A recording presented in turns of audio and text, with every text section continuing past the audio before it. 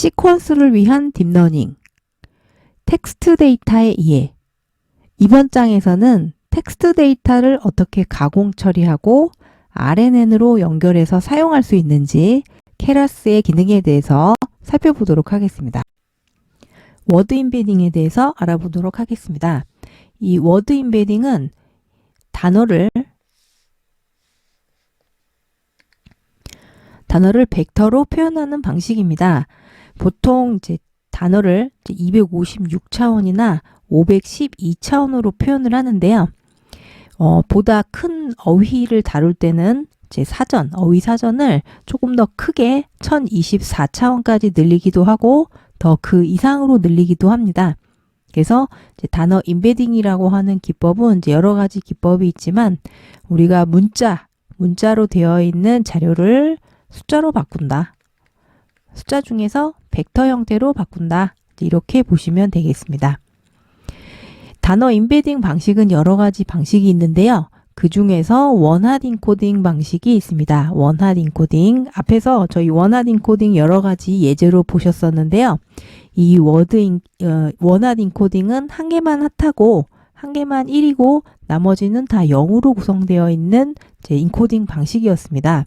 그래서 2만 개의 토큰으로 이루어진 어휘사전을 만든다라고 하게 되면 이제 2만 차원의 또는 그 이상의 벡터가 필요합니다. 그래서 2만 개의 자료이기 때문에 2만 개의 자료 중에서 한 개만 핫하고 나머지는 다 00000으로 구성되어 있는 이런 뎁스를 가지고 있는 이런 자료가 원핫 방식의 자료 표현 방식입니다. 이 원핫 인코딩의 원핫 벡터와 워드 임베딩 방식의 벡터 두 가지를 좀 비교를 했는데요. 이렇게 살펴보시면 이제 첫 번째로는 이제 이게 원핫 인코딩 형식의 원핫 벡터이고, 그리고 두 번째로는 워드 임베딩 방식의 표현 방식인데요. 사실 워드 임베딩 방식은 신경망을 통해서 이제 신경망으로 학습을 통해서 최적의 어떤 벡터를 우리 단어를 나타내는 벡터를 찾겠다라고 하는 방식입니다. 그래서 두 가지를 놓고 비교를 해보면요. 첫 번째로 원핫 벡터 같은 경우에는 굉장히 스파스합니다. 스파스하다는 이야기는 0이 많다는 이야기죠. 0이 많다. 그래서 이제 그림으로 표현을 해보면은 이제 이렇게 굉장히 고차원 벡터가 있는데 여기서부터 여기까지가 아까 앞에서 예제로 보셨던 한 이제 2만 개의 데이터가 있다. 2만 개 워드가 있다라고 하게 되면 이제 이렇게 2만 차원의 자료 중에서 한 개만 핫하고 나머지는 다 00000이 돼버립니다. 그래서 0이 많다는 것은 스파스하다. 이제 이렇게 표현을 하죠. 그리고 중간중간에 한 개만 1이고 나머지는 다 0인 자료를 보실 수 있고요. 그리고 하이 디멘전이다. 굉장히 고차원이다. 이 고차원이라는 거는 이제 이 개수가 많다는 겁니다. 2만 차원 또는 몇만 차원 이러면 이제 0 많고 차원은 높은 형태의 자료가 됩니다. 그리고 세 번째로 하드 코딩 되어 있다. 이제 이 자리에 고정적으로 박혀 있다. 하드 코딩 되어 있다고 볼 수 있겠고요. 그리고 이제 워드 임베딩 같은 경우는 이제 신경망을 통해서 학습을 하기 때문에 조금 더 덴스합니다. 덴스가 밀집되어 있다. 이런 이야기죠. 앞에서 원핫 인코딩이 스파스하기 때문에 0이 많다. 이제 이렇게 말씀드렸는데 상대적으로 덴스하다는 거는 0이 적다는 겁니다. 그래서 이렇게 표현된 이제 결과를 보시면 앞에서 원핫 인코딩 됐을 때보다는 이제 차원이 조금 낮습니다. 좀 저차원이고, 그리고 자료가 표현된 것만 보셔도 이제 이 검정색이 0이고 흰색이 1인데 0과 1 사이에 어떤 이제 덴스한 밀집된 어떤 값들이 보여지는 것을 확인하실 수 있고요. 또 마찬가지로 두 번째 벡터도 이제 어떤 값들이 이제 0에서부터 1 사이에 어떤 값들을 갖는 이제 자료들을 보실 수 있습니다. 그래서 밀집되어 있다. 0은 이제 적게 보여지고, 그리고 로우 디멘전이다. 낮은 차수를 가지고 있다. 낮은 차원을 가지고 있다. 그래서 원화 벡터보다는 좀 더 저차원에 밀집되어 있는 형태가 워드 임베딩 형태이고요. 그리고 또 세 번째로는 단어로부터, 데이터로부터 학습한다. 학습한 결과입니다. 신경망을 통해서 얻어낸 결과물이 워드 임베딩이라고 하는 방식의 벡터 표현 방식이 되겠습니다. 워드 임베딩의 작성 방법을 보도록 하겠습니다. 이 워드 임베딩은 이제 워드 임베딩 만드는 방법인데요. 첫 번째로 관심 대상인 문제와 함께 단어를 임베딩을 해서 학습을 진행을 합니다. 뭐 예를 들면 문서를 분류하거나 감성의 예측이 여기 속하고요. 그래서 랜덤한 단어 벡터로부터 시작해서 신경망의 가중치를 학습하는 것과 같은 방식으로 단어의 벡터를 학습을 합니다. 그래서 첫 번째로는 이제 학습하는 방법이 되겠고요. 첫 번째 학습하는 방법, 실제 데이터로부터 학습하는 방식이죠. 그리고 두 번째는 다른 머신러닝 작업에서 미리 계산된 단어를 벡터를, 단어 임베딩을 로드해서 사용하는 방식입니다. 그래서 이를 사전에 훈련된 단어 임베딩이다. 프리트레인드 된 이제 워드 임베딩이다. 이제 이렇게 이야기를 합니다. 임베딩. 워낙 이제 학습해야 되는 분량이 많기 때문에 이 자연어 같은 경우는 이제 미리 만들어진 단어 임베딩을 사용해서 어떤 처리를 하기도 합니다. 그러면 케라스에서 어떻게 워드 임베딩을 구현하는지 살펴보도록 하겠습니다. 그래서 케라스에서 보시면 케라스에 이제 레이어즈 밑에요. 레이어즈 밑에 임베딩이라고 하는 함수가 있습니다. 그래서 이 임베딩이라는 함수를 사용하시면 특정 레이어를 구현하실 수 있는데요. 그래서 임베딩 레이어라고 하는 이름으로 임베딩이라고 하는 함수를 이용해서 두 개의 값을 넣습니다. 이 두 개의 값은 이제 before after예요. before after.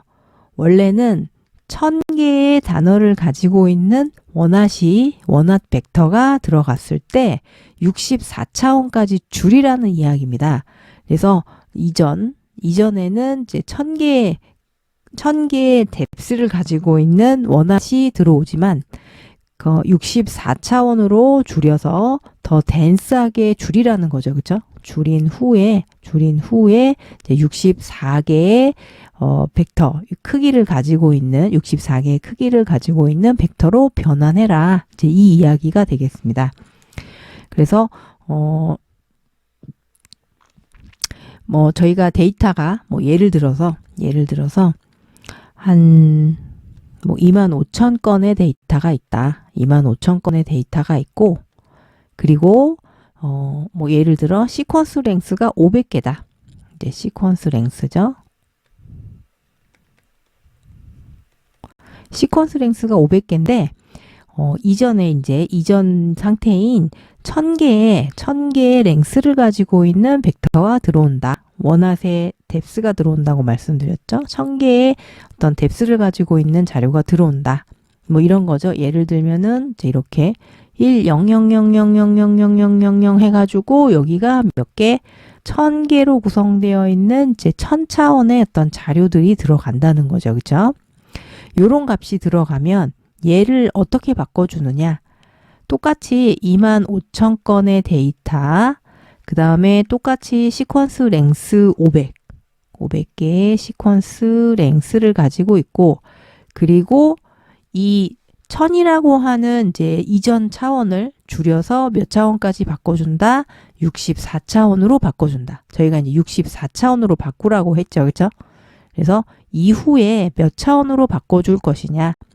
그래서 원래는 1000차원으로 굉장히 스파스한 자료가 들어갈 텐데 이렇게 이제 64차원으로 바꾸고 나면은 뭐 0.1도 있고 뭐 0.5도 있고 뭐 0.7도 있고 해서 굉장히 덴스하게 64차원이 되는 자료가 만들어집니다. 덴스하다. 이제 0이 없고 좀 밀집되어 있다. 이렇게 보실 수 있겠습니다.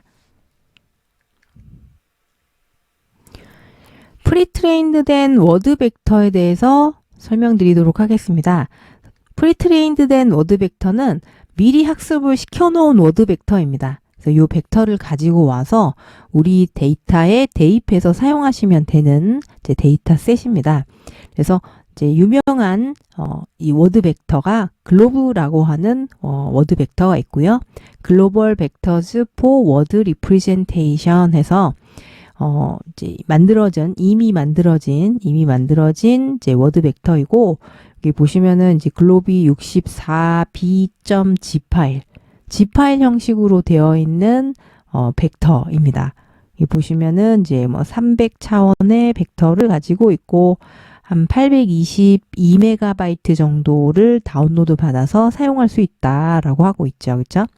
그래서 이렇게 이제 미리 학습된 프리트레인드된 워드 벡터에 관심 있으신 분들은 요거 다운로드 받으셔서 사용하시면 되겠습니다. 그러면 저희 케라스에서 심플 RNN의 API를 어떻게 사용하는지 살펴보도록 하겠습니다. 그래서 심플 RNN 해서 이 RNN에 들어오는 데이터, 입력 데이터, 그리고 출력 데이터, 이 두 가지를 잘 알아야 한다. 이제 이렇게 말씀을 드렸었는데요. 이 입력 데이터 같은 경우에 맨 앞에 값은 배치 사이즈입니다. 즉 데이터 개수이죠. 데이터 개수. 그리고 이제 가운데 있는 타임스텝은 또는 시퀀스 랭스 이렇게 부르죠. 그죠? 시퀀스 랭스. 요 시퀀스 랭스는 시간에 대한 단계입니다. 그래서 저희가 앞에서 이제 주식 데이터가 5일이 의미가 있다라고 하게 되면은 이제 이렇게 5개의 쭈루룩 펼쳐져 있는 RNN이 만들어지죠. 그리고 여기에는 각각의 입력이 들어가고, 입력은 시간 순으로 되어 있는 어떤 출력인 이제 y 값을 이제 출력으로 만들어냅니다. 그래서 요게 이제 타임 스텝이라고 하는 것이었고요. 요게 5가 될 것인지, 요게 100이 될 것인지, 요거는 분석자가 결정을 해줘야 됩니다. 그리고 맨 마지막에 들어있는 것이 이제 인풋 피처인데요. 저희가 앞에서 이제 캐릭터 단위 RNN을 할 때 여기에 뭐가 들어갔었냐? 요게 이제 원핫의 뎁스가 들어갔었습니다. 뭐 예를 들어서 H를 표현해라. 그러면 1000 이런 식으로 원핫 형식의 자료가 포함이 되죠. 그래서 인풋 피처라고 부르기도 하고 원핫의 뎁스가 들어가야 된다. 이제 이렇게 배우셨고요. 그래서 이제 입력에 대해서는 그렇고, 이제 출력 여기 이제 나오는 요 출력값, 요 출력에 대해서는 두 가지 모두가 있습니다. 첫 번째로는 3D 텐서가 리턴되는 경우, 3D 텐서가 리턴된다. 그러면 당연히 입력에 대해서 한 개의 출력이 다 나오는 경우를 이야기합니다. 그래서 크기가 배치 사이즈, 이 y 값이죠. y 값. 배치 사이즈 똑같이 입력이 배치 사이즈 들어가면은 출력도 개수만큼, 데이터 개수만큼 나와야 하고요. 그리고 가운데 타임 스텝은 똑같이 유지가 되어야 합니다. 입력의 시퀀스 랭스와 출력의 시퀀스 랭스는 같게 나와야 되겠고요. 그리고 마지막으로 아웃풋 피처스는 요 바깥에 있는 이제 출력에 대한 개수죠. 저희가 만약에 4개로 줬다 그러면 이 각각의 출력도 어떤 4개의 값을 가지고 있는 자료가 나올 겁니다. 여기를 2개로 줬다 그러면 이제 2개가 나오겠죠. 어떤 자료가 2개에 대한 결과를 리턴을 해줄 겁니다. 그래서 아웃풋 피처 이렇게 보실 수 있고요. 그리고 출력에서의 두 번째 모드는 이제 2차원 텐서로 나오는 경우입니다. 2차원 텐서로 이제 y 값이 2차원 텐서로 나오는 경우. 그러니까 이제 2차원 텐서로 나온다는 이야기는 저희가 자료들 중에서 어떤 하나의 값만 나온다는 이야기인데요. 그래서 이렇게 마지막에 이제 y 값인데 요거 하나에 대한 값만 나오는 경우에 2차원 텐서 값이 나옵니다. 그래서 배치 사이즈 첫 번째 크기가 배치 사이즈로 똑같이 데이터 개수로 똑같고요. 그리고 가운데 타임 스텝이 다 사라지고 마지막 아웃풋 피처만 나옵니다. 그래서 3차원 텐서와 비교를 해보시면은 가운데 타임 스텝만 없고 마지막에 해당하는 이제 요 y 값에 해당하는 정보만 나오는 게 2차원 정보만 나오는 케이스가 되겠습니다. 그래서 이제 만약에 가운데 있는 이제 이런 시퀀스 랭스에서 주는 정보가 다 필요가 없다 라고 하시게 되면은 이제 이렇게 Y값 하나만 받으시면 되는데요. 여기에서 옵션을 return sequences라고 하는 옵션을 이용해서 요거를 true로 줄 거냐 false로 줄 거냐에 따라서 모두를 선택하실 수 있습니다. 그러면 2차원 텐서를 받을 건지 3차원 텐서를 받을 것인지 결정하실 수 있겠죠. 심플 RNN의 실습을 진행을 해보도록 하겠습니다. 그러면 콜앱을 열어주시고요. 콜앱에서 하나 이제 파일 하셔서 새로 새 노트 열기, 새 노트 하셔가지고 노트를 하나 열어주시고요. 그리고 이제 이름을 바꿔보도록 하겠습니다. 그래서 RNN example.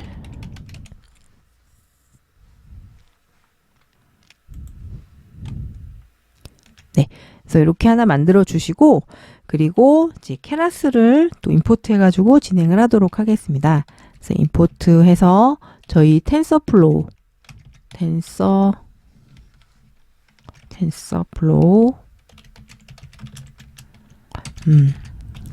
하시고 프롬으로 할게요. 프롬으로 하셔가지고 텐서플로우 하시고 이제 임포트를 케라스로 해놓도록 하겠습니다. 그리고 프롬 하셔서 케라스 .layers 하시고 임포트 해서 이제 심플 RNN 여기 이제 이름에서 보시는 것처럼 심플 RNN은 앞에서 공부하셨던 바닐라 RNN입니다. 그리고 이제 임베딩 가지고 오고요. 그리고 프롬 하셔가지고 keras.models 해서 이제 임포트로 시퀀셜 갖고 오겠습니다. sequential 이렇게 해서 케라스에 여러 함수들을 좀 임포트를 해 놓고요.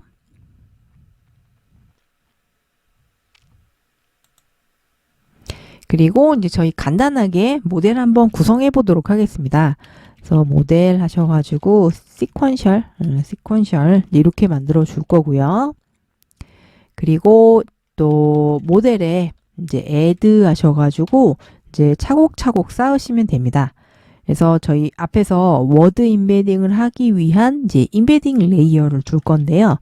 임베딩 레이어를 둘 겁니다. 그리고 이제 10,000개의 자료가 들어갈 거고요. 10,000차원인 거죠.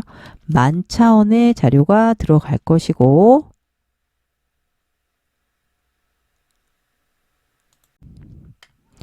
모델.add 해서 임베딩 레이어를 추가하도록 하겠습니다. 임베딩이라고 해주시고요. 그리고 이제 이전 차원을 이제 10,000차원 데이터가 들어온다라고 봐주시면 되겠고요. 10,000차원 데이터가 들어와서 최종적으로 몇 차원까지 줄일 것이냐. 예를 들어서 32차원까지 줄이겠다라고 하게 되면은 32라고 해주시면 되겠습니다. 그리고 이제 RNN이 이 자료를 받아서 바로 연결해서 RNN을 시작할 수 있습니다. 그래서 모델.add 하셔가지고 심플 RNN 해주시고 32 하게 되면은 아웃풋의 쉐입이 아웃풋의 그 아웃풋 피처죠. 아웃풋 피처의 수가 32다라고 하는 이야기입니다. 그래서 우리 모델을 한번 간단하게 서머리 한번 해볼게요. 모델.summary 해서 보시면 이 모델은 이제 임베딩 레이어로부터 나온 결과값은 none, 32라고 되어 있는데요. 여기에는 맨 앞에 자료는 배치 사이즈, 데이터 개수가 될 것이고 그 다음에 가운데 있는 값은 시퀀스 랭스가 됩니다. 그리고 뒤에 있는 값은 32라고 하는 우리 아웃풋의 아웃풋의 그 피처의 쉐입이죠. 32개가 나올 것이고요. 32차원까지 줄였기 때문에 그리고 바로 심플 RNN이 연결이 됩니다. 그리고 none, 그래서 지금은 이제 2차원 텐서가 나와 있죠. 2차원 텐서가 아웃풋으로 되어 있는데요. 그래서 여러분들이 아무 옵션을 안 주시면 맨 마지막에 해당하는 y값에 32차원의 자료를 가지고 있는 정보가 하나가 나옵니다. 그러니까 데이터 앞에 있는 데이터 개수, 시퀀스 랭스는 없고 맨 마지막에 y값에 해당하는 아웃풋 피처에 대한 값이 32로 나온다는 거죠. 그래서 이제 인베딩 레이어로부터 RNN으로 바로 연결되는 구조를 보실 수 있고요. 그러면 저희 앞에서 3차원 텐서가 나오도록 하려면 어떻게 해야 되느냐? 요걸 한번 이제 보시려면 요거를 좀 카피해서 가지고 갈게요. 컨트롤 C, 컨트롤 V 하셔가지고 코드를 하나 작성을 해주시고요. 그리고 여기서 옵션을 하나 주십니다. 옵션을 return sequences equal true라고 주시면 되겠습니다.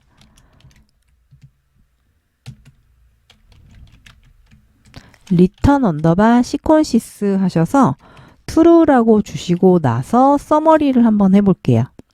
서머리를 해보시면 이제 어떻게 나오냐면 아까 인베딩 레이어 나왔던 건 똑같이 나오고요. 그리고 이제 심플 RNN에 넌, 32라고 보입니다. 이 넌, 32는 이제 3차원 텐서로 y 값이 다 나오는 거 보실 수 있는데요. 그래서 이 리턴 시퀀시스가 있느냐 없느냐에 따라서 y값이 포함이 되기도, y값의 전체 y값이 포함이 되기도 하고 아니면 일부만 포함이 되기도 합니다. 그래서 보시면 이제 이런 식인 거죠. 이제 값이 몇 개가 들어올지는 모르겠지만 시퀀스 랭스도 우리가 주는 자료에 맞춰서 이제 들어올 거예요. 그래서 이제 이렇게 이제 x 값들이 이제 들어올 겁니다. 입력 값들이 들어올 것이고 그리고 출력이 쭉 나오게 되는데 만약에 3차원 텐서가 나온다라고 하게 되면은 이 정보가 한꺼번에 다 나온다는 이야기죠. 그리고 아까 보셨던 이제 리턴 시퀀시스 true가 없을 때 한 개의 자료만 나왔는데 이런 경우에는 이제 요 마지막에 y값 하나만 표현을 하게 됩니다. 그래서 리턴 시퀀스로 표현을 하게 되면 저희가 앞에서 멀티레이어 RNN, 멀티레이어로 쌓은 RNN을 배우셨는데 이 멀티레이어 RNN은 RNN의 성능이 부족할 때 성능 개선이 필요하다라고 했을 때 사용하는 방법이 멀티레이어 RNN이었습니다. 그래서 여러 층으로 쌓는 방법이고요. 그래서 여러 층으로 쌓을 때 이 심플 RNN을 이제 컨트롤 C, 컨트롤 V 하셔서 계속 붙여 넣으시면 됩니다. 그리고 이 이제 리턴 시퀀시스에 대한 값은 항상 true로 주셔야 그 다음에 해당하는 이제 이렇게 쌓아지겠죠. 이렇게 그 다음에 해당하는 RNN이 이 정보를 받아서 그대로 처리를 할 수 있습니다. 그러면 이제 저희가 심플 RNN을 요거를 한 3단으로 한번 좀 쌓아 볼게요. 그러면 요 심플 RNN을 컨트롤 C, 컨트롤 V 하셔가지고 이렇게 컨트롤 C, 컨트롤 V에서 붙여놓도록 하겠습니다. 그리고 이렇게 쌓여진 이제 레이어를 한번 이제 확인을 해보시면 첫 번째 층은 이제 인베딩 레이어, 여기가 이제 아까 32차원까지 줄였으니까요. 그리고 인베딩을 거쳐서 RNN으로 넘어갔죠. RNN, 심플 RNN에서 마찬가지로 저희가 앞에서 리턴 시퀀시스를 줬기 때문에 3차원 텐서로 아웃풋이 나오는 거 보실 수 있고요. 다음에 우리가 설정해준 32라고 하는 아웃풋 피처의 수만큼 자료가 나오게 되고요. 그리고 그 다음 정보를 그 다음 RNN이 받아서 처리를 합니다. 또 마찬가지로 저희가 정해준 32라고 하는 이제 이 아웃풋 피처의 수에 맞게 아웃풋이 보여주는 거 보실 수 있고요. 그 다음에 마지막 층 32개의 또 아웃풋을 가지고 있는 3차원 텐서가 리턴되도록 설정해 줬기 때문에 마지막 레이어의 차원 맨 마지막 아웃풋 피처 32로 보여지고 있고 또 3차원 텐서로 나오는 것을 확인하실 수 있습니다. 이렇게 작성된 코드를 한번 이제 그림으로 그려본다면 저희가 이렇게 이제 데이터 셋들이 들어올 텐데 이게 이제 RNN의 네트워크가 됩니다. 이제 이 시퀀스는 우리가 주는 X값의 개수에 따라서 달라질 것이고요. 여기 이제 X가 들어갈 겁니다. 뭐 예를 들어 X0, X1, X2, X3 이제 이런 식으로 이제 X값들이 쭉 들어갈 거고요. X5 뭐 이렇게 들어갈 것이고 이제 출력이 나오는데 이 출력은 그대로 이제 Y값으로 출력으로 가는 것이 아니라 그 다음 RNN이 이렇게 정보를 받습니다. 그래서 이 RNN은 이제 앞서서 RNN이 주는 결과에 대해서 어떤 순서에 대해서 이렇게 학습을 진행을 하고 그리고 또 이번에 또 출력을 또 만들어내는데요. 이렇게 만들어낸 출력이 그냥 바로 출력이 되는 것이 아니라 또 다른 RNN에 또 들어가게 됩니다. 이런 식으로 또 다른 RNN에 들어가서 결과값이 이렇게 옆으로 또 옆으로 가는 화살표 앞에 정보가 주는 것이 이제 뒤에 또 영향을 미치는 정보가 나오게 되고요. 그리고 이렇게 이제 출력을 만들어서 마지막에 우리의 Y값들, 우리의 Y값들이 이렇게 나올 텐데 Y0부터 Y1, Y2, Y3, Y4, Y5 이렇게 나오겠죠? 그리고 최종적으로 우리가 받는 3차원 텐서는 이만큼의 통째로의 정보를 한꺼번에 받습니다. 그래서 이 아웃풋에 대한 쉐입에 대한 정보는 이제 우리가 받는 이 Y값의 쉐입이 되고요. 그리고 X값, 이 X값은 이제 저희가 잘 만들어서 한꺼번에 넣어줘야 되는 자료입니다.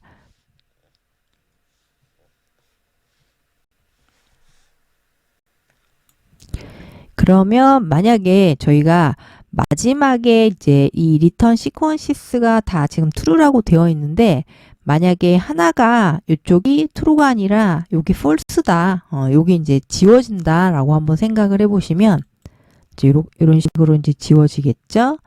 만약에 얘가 삭제가 된다. 얘가 없어진다. 라고 하게 되면 우리 아키텍처가 어떻게 바뀔까요? 만약에 이렇게 됐다. 라고 하게 되면 네, 맞습니다. 그래서 저희 아키텍처는 이제 이렇게 바뀔 거예요. 잠깐 보시면 한번 지워 볼게요. 이제 이런 식으로 이쪽에 이제 y에 해당하는 값이 이제 쭉 없어지고 뭐만 남는다? 네, 마지막 하나만 남는다. 그죠? 마지막 하나만 남아서 이제 이 값이 이제 2차원 텐서 형태로 이제 보여질 겁니다. 그래서 저희가 이걸 한번 실행을 해보면요. 이렇게 실행을 한번 해보시면 이렇게 마지막에 이제 2차원 텐서 형태로 나오는데 요거는 이제 전체 Y값을 다 안 받고 시퀀스 랭스를 뺀 정보는 맨 마지막에 Y값만 받아서 처리하겠다는 이야기죠. 그죠? 네, 이렇게 해서 이 RNN의 아키텍처를 살펴보셨습니다.